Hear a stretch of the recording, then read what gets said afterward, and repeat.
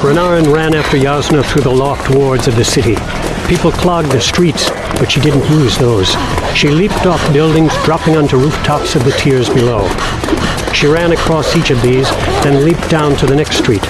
Renarin struggled to follow, afraid of his weakness, confused by the things he'd seen. He dropped to a rooftop, feeling sudden pain at the fall. He had broken his ankle, but Stormlight healed that. He limped after her until the pain left. Yasna! Yasna!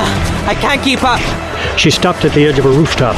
He reached her, and she took his arm. You can keep up, Renarin. You're a knight radiant. I don't think I'm a radiant, Yasna. I don't know what I am. An entire stream of glory spren flew past them, hundreds in a sweeping formation that curved toward the base of the city.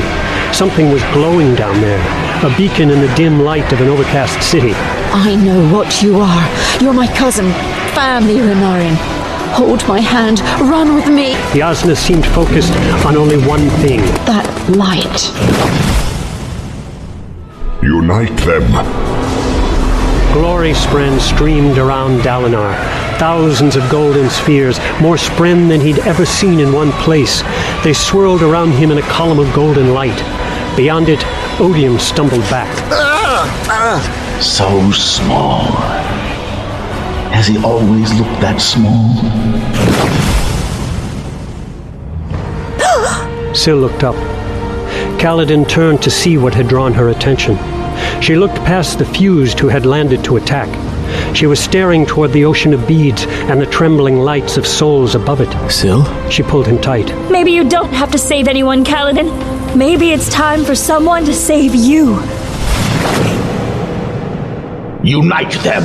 Dalinar thrust his left hand to the side, plunging it between realms, grabbing hold of the very fabric of existence, the world of minds, the realm of thought. He thrust his right hand to the other side, touching something vast, something that wasn't a place, that was all places in one. He'd seen this before in the moment when Odium had let him glimpse the spiritual realm. Today, he held it in his hand. The fused scrambled away. Amaram pushed down his faceplate, but that wasn't enough. He stumbled back, arm raised. Only one person remained in place. A young Parsh woman, the one that Dalinar had visited in the visions. What are you? Dalinar closed his eyes, listening to a sudden stillness, and within it, a simple, quiet voice. A woman's voice, so familiar to him. I forgive you. Dalinar opened his eyes and knew what the Parsh woman saw in him. Swirling clouds, glowing light. I am unity. He slammed both hands together and combined 3 realms into one. Shadesmar exploded with light.